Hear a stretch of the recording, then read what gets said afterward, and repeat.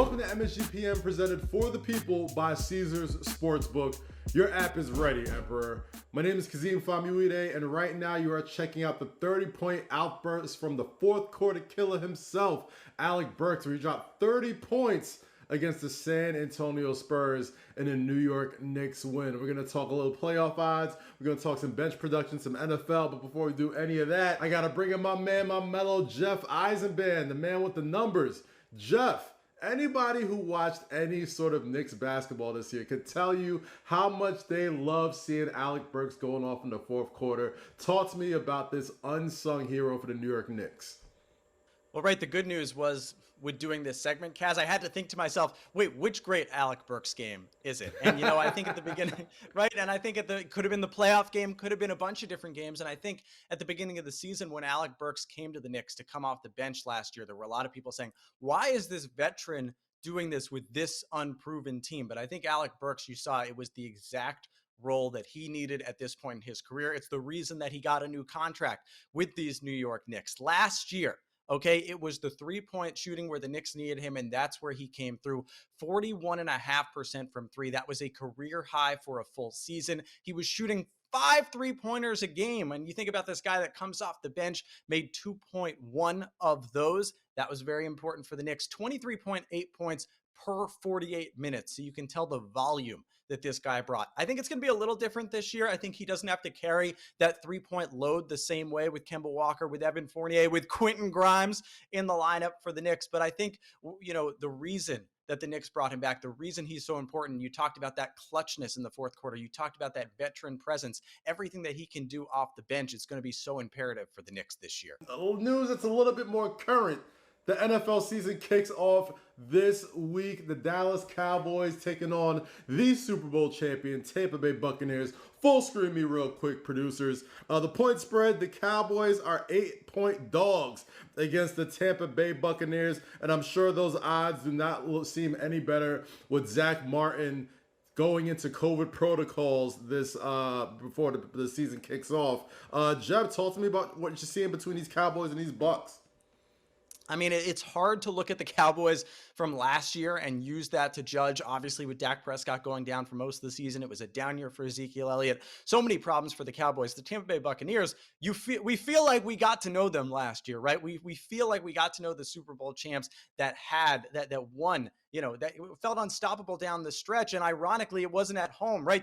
They didn't technically play a home game. They played the Super Bowl in Raymond James Stadium, but basically they were playing all those games on the road. An 11.25 margin of victory for the Tampa Bay Buccaneers in the playoffs. I think that's important here. The Dallas Cowboys went 2-6 on the road last year. Dak Prescott, so unproven. I think 8 points is a lot. That the Cowboys are juicy there, but I think on the road with unproven Dak Prescott and a Tampa Bay Buccaneers team, Tom Brady still has no time to mess around, all right? He's still got to go for it every game, every point in this career. I think the Buccaneers win by more than 8. I'm glad you said that. A lot of teams, it takes a couple of years, maybe a couple months for them to gel. Not the Tampa Bay Buccaneers, not Tom Brady. They went all the way in their first year fully together, and they're all coming back, which is a rarity in this NFL. But let's talk about the players. Let's zoom in a little bit on what we think about what's going to happen with these guys. Dak Prescott is projecting to throw for 291.5 yards and 1.5 touchdowns. The over that with Tom Brady throwing for 303.5 yards and 2.5 touchdowns. What are these player props looking like? Dak Prescott, 291.5 yards against the Bucs at the beginning of last season. You would have looked at it and said, is this even real? Like, this guy's going for 400 every game, it feels like.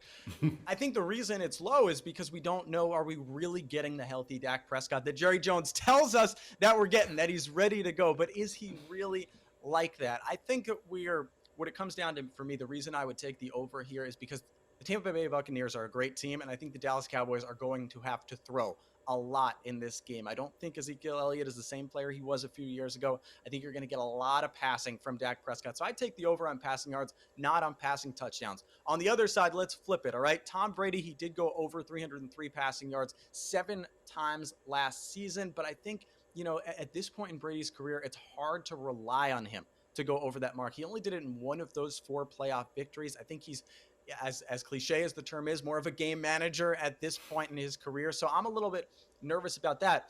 But the passing touchdowns, that's where it becomes interesting because he loves to throw the ball in the red zone. I think they're going to establish the ground game with Ronald Jones and with Leonard Fournette. But I think when you get into that red zone, when you have Gronk, when you have Antonio Brown, Chris Godwin, Mike Evans, who's a massive target, I like the over on the passing touchdowns. I like that. Now let's stick to those receivers that you mentioned. There's a lot of sexy receivers in this game. You got Mike Evans, you got CeeDee Lamb, Amari Cooper, Chris Godwin, Antonio Brown. Full screen me what that produces real quick. The receiving yards for this game. What does it look like to you, Rem?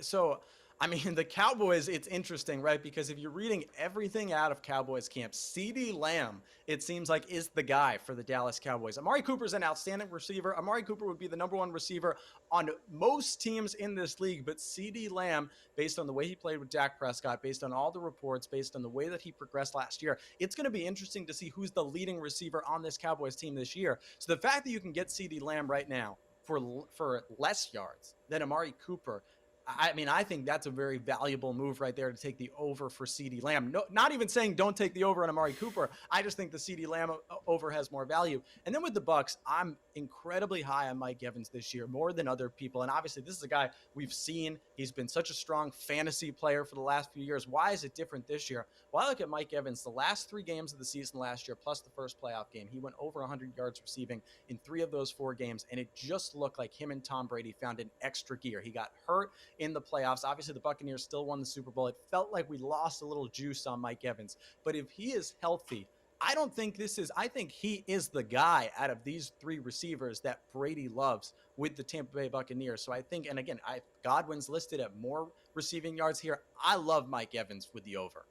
You know, you mentioned CeeDee Lamb with that number 88, the number of the playmaker. It might as well be a target on his back because you don't just wear number 88 for the Dallas Cowboys and not put up numbers. So we'll keep an eye on CeeDee Lamb all this season. Jeff, always good talking numbers with you. Always good kicking with you right here at MSG PM. That's Jeff. My name is Kaz. This is MSG PM presented for the people by Caesars Sportsbook. Your app is ready, Emperor. Enjoy the rest of the game.